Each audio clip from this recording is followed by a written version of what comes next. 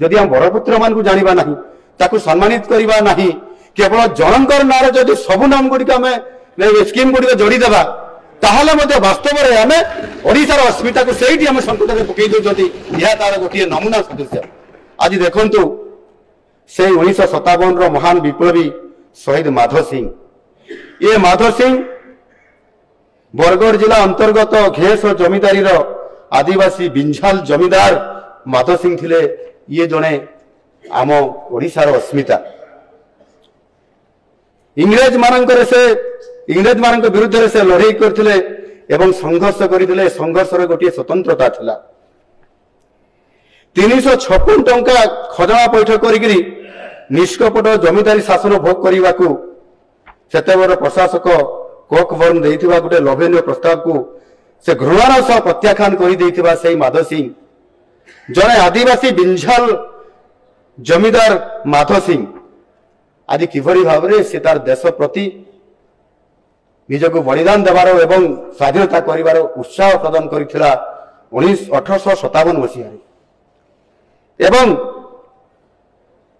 अधुना जो छत्तीसगढ़ अंतर्गत सोनाखान स्वाधीन चेता जमीदार आउ जड़े थिले वीर नारायण सिंह से थिले माधव जुआई थिले सी एवं माधव द्वितीय पुत्र कुंजलंकर समुदी मध्य से थिले। इंग्रेज प्रशासन द्वारा तांको फांसी दिया जावा घटना माधव को अधिक क्रोधित कर देइथिला एवं से माधव सिंह लड़ाई करने जिते शपथ नेले से समय वीर सुरेंद्र साई को से समर्थन करते 1957 मसीह हजारीबाग जेल मुक्त हो सुरेंद्र साई संबलपुर प्रत्यावर्तन माधव सिंह तांकर पुत्र हटे कुंजल बैरी प्रमुख को अत्यधिक उत्साहित कर देइथिला। संबलपुर विद्रोह निमंते प्रस्तुत करा जाउथवा रणनीतिर मुख्य अंशीदार थिले घेस जमीदार एवं तांकर परिवार वर्ग।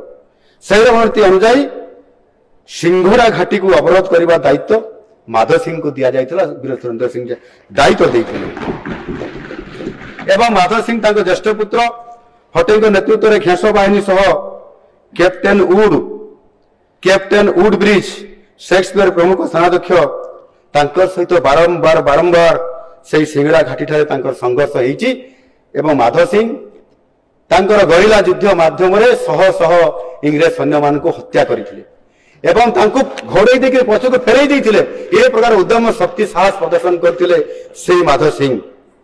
1958 मसीह एक असतर्क मुहूर्त घेस आक्रमण करी कैप्टेन फॉरेस्टर से सेतेबेले वृद्ध हो जाइथिले जमीदार माधव सिंह तांको एक षड्यंत्र माध्यम तांको गिरफ करा जाइथिला एवं घेस ग्राम में अग्नि संयोग कर भस्मीभूत कर देइथिले।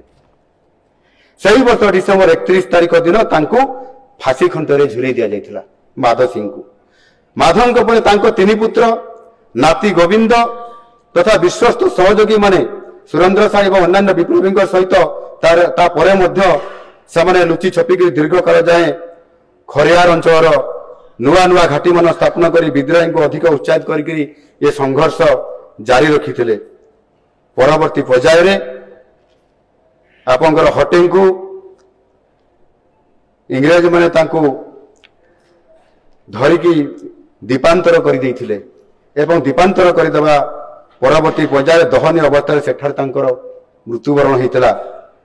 कुंजरी को फांसी दि जाइथिला जे कि माधव सिंह द्वितीय पुत्र एवं तृतीय पुत्र बैरी को आजीवन कारावास दिगला एवं तांको बसंत रोग जिते होगला तांको चिकित्सा करागला नहीं छटपट होकर जीवन शेष में चली जाइथिला।